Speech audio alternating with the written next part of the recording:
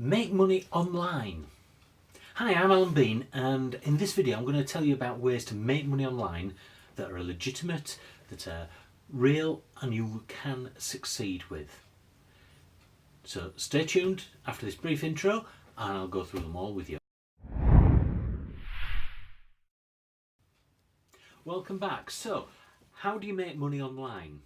Well, there are a major amount of businesses now that you'll see online advertising no startup cost, no investment, and you can make millions online.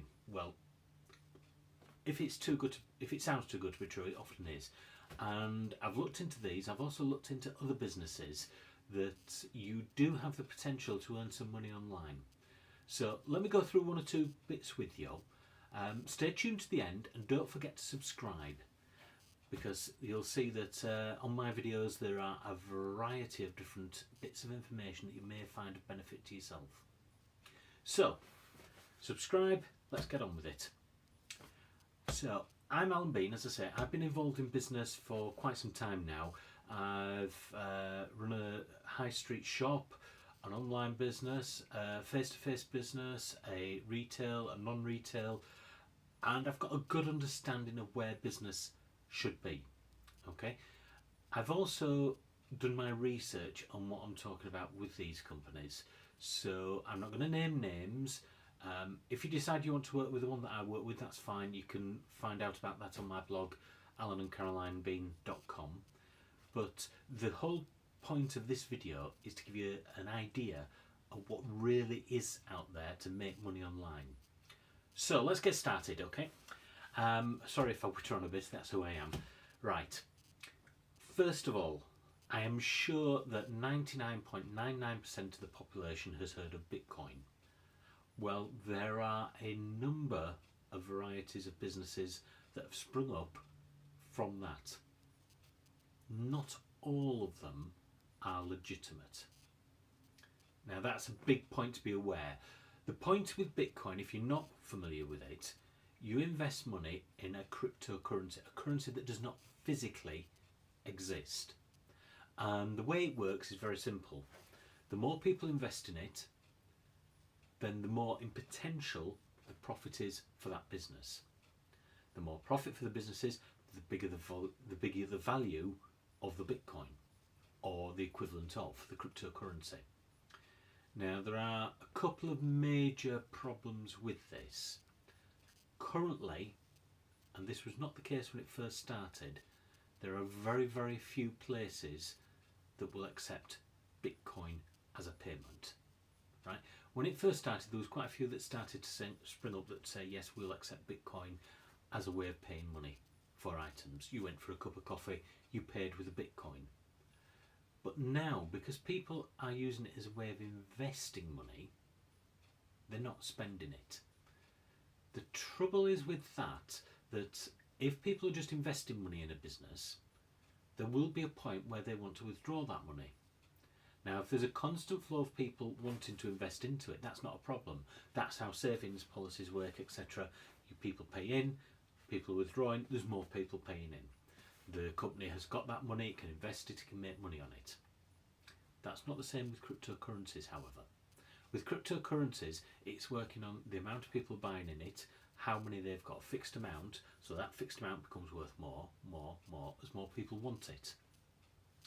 There will be a bubble with that. I'm not saying cryptocurrencies aren't a reasonable investment opportunity.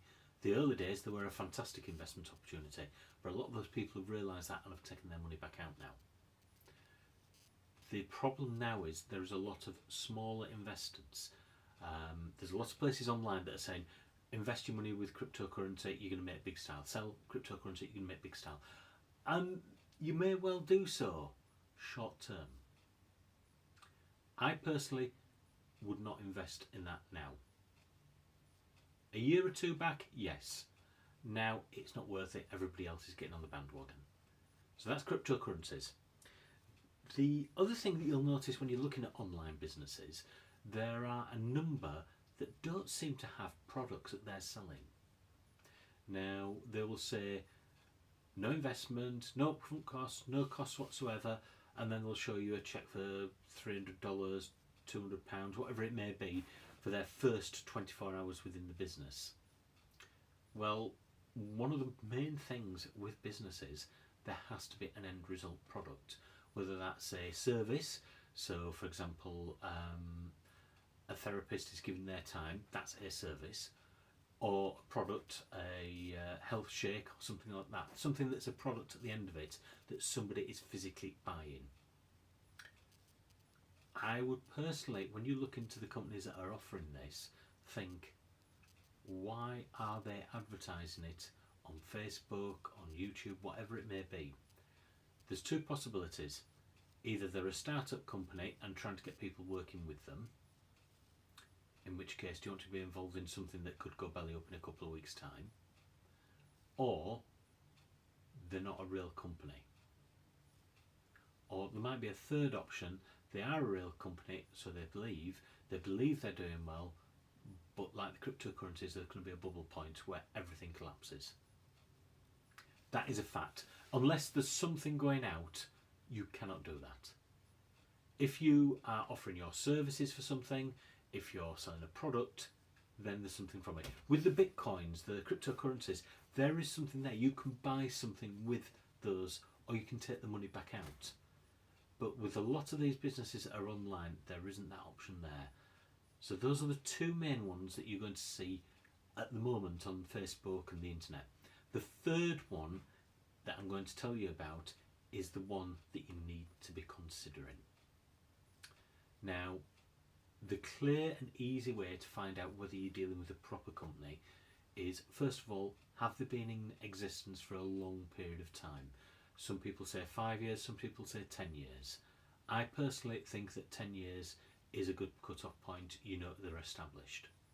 Second point, have they got a product or service? Yes, they have. They're established. They've got a product or service. They're worth looking at.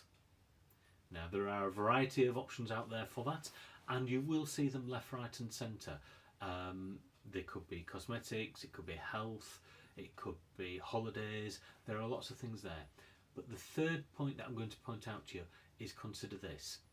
Is this something at that price you would consider, or your partner would consider?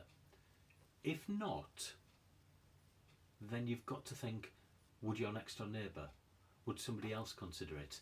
And maybe it just doesn't fit you personally, but it would fit others. The disadvantage with that is twofold. You've no interest in the product. Secondly, if you've got no interest in the product and it's not viable financially, who's going to go for it? Nobody. You haven't got that power behind it. So when looking at it, look at something that's a 10-year-old or plus company. You can look at 5-year-olds if you wish, but I have known 5-year-old companies disappear. 10-year plus is my suggestion. Secondly, something with a low startup cost. After all, there are costs involved in running a business. You will not get away with that. That's a fact. That will happen. Simple as that. So if you see something that's totally free, no products to buy, no samples to get, stay away from it, because there's something there that's not quite right. If there's products and no startup cost, that's fine, because you'll probably have to buy sample products anyway to run your business. You've got to expect to spend some money. It could be as little as $10, £10, something like that. It could be as much as 200, 300. But there's a cost involved. You know that this is a legitimate business. There's costs in having members in a business. It's not a freebie to the company to do it. They have to invest time and money on that. So if there's a cost to get up and running, that means samples as well as a startup cost. It may not have a startup cost, but it has cost of samples. Then you know you're dealing with a proper company. That is where you will make money online. If you want to make money online, look for, first of all, it's established. Second of all, it's got a product or service. And third of all, it's something that you or your friends or your family would buy at that sort of price.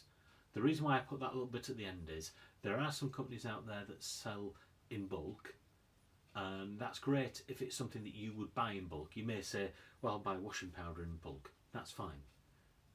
But are we talking a couple of £100 worth, or a couple of tens of pounds, or a couple of tens of dollars, a couple of $100.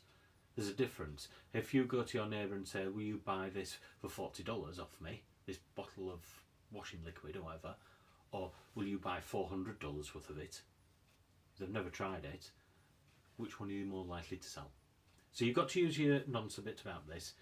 Use your brain, think about it, and think what would work for you.